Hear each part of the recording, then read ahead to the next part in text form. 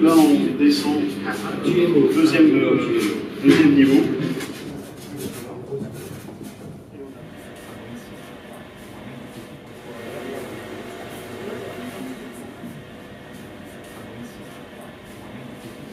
Alors là, ce sont que des pétunias mutants, mais des mutants non OGM. Par sélection Oui, uniquement par sélection. Ceci n'est pas le pétunia de votre grand-mère, c'est une variante très particulière, Pétunia hybrida, qui mute plus vite que son ombre. Et c'est sur cette lignée que travaille Michiel Van de Buch et son équipe pour essayer de comprendre la génétique des plantes, un peu comme Mendel et ses petits pois. Donc en utilisant cette lignée, c'est comme on peut accélérer l'évolution avec un facteur de plus de 10 000. Ensuite, on peut observer les phénotypes de ces plantes et essayer de trouver des mutations qui expliquent la différence de l'architecture des fleurs. Par exemple, on a trouvé ce mutant. Bon, là comme ça crève pas les yeux, mais les pétales des fleurs sont mal séparés, ils sont encore à moitié fusionnés entre eux. La faute à un morceau d'ADN.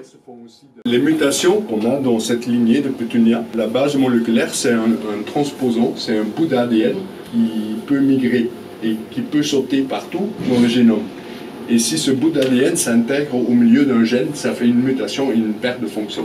Et comme on connaît ce transposant, il suffit d'identifier une plante comme ça, et ensuite on peut identifier le gène qui est muté dans cette plante. Et donc, ça permet d'identifier les gènes qui sont, par exemple, impliqués dans la fusion des pétales. Et c'est comme ça qu'il repère les gènes maîtres impliqués dans certaines fonctions. Un gène maître, c'est en quelque sorte le chef d'orchestre de la bande. Il active des milliers d'autres gènes de façon très coordonnée dans certaines cellules pour former une structure particulière, une étamine, un carpel, un pétale, un sépale. C'est donc les gènes maîtres qui déterminent l'identité de chaque organe, très tôt dans le développement d'un bouton floral. Le gène maître pour faire des pétales, chez le pétunia, on l'a trouvé par ce mutant. Et ce que vous voyez ici, il n'y a plus de pétales. Et en fait, les pétales ont été convertis en sépales.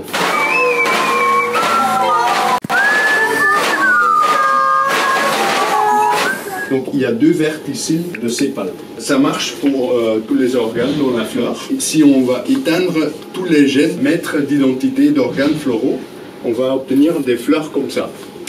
Et donc cette plante est en plein fleur. Chaque organe est devenu une feuille. En 1790, le philosophe Goethe, qui était aussi un fiefé naturaliste, avait déjà pressenti la chose.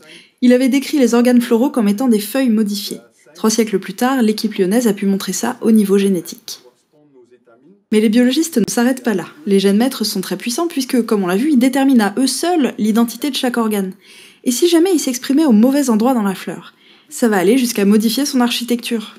Les sépales sont convertis en pétales.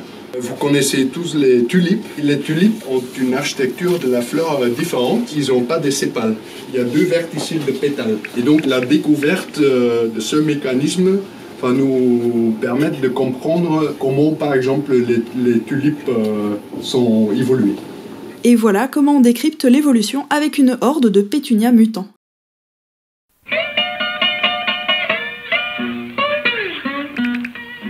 Merci à Michiel Van de Buch et son équipe de nous avoir reçus, merci au laboratoire Reproduction et Développement des Plantes, et un grand merci au CNRS pour l'invitation.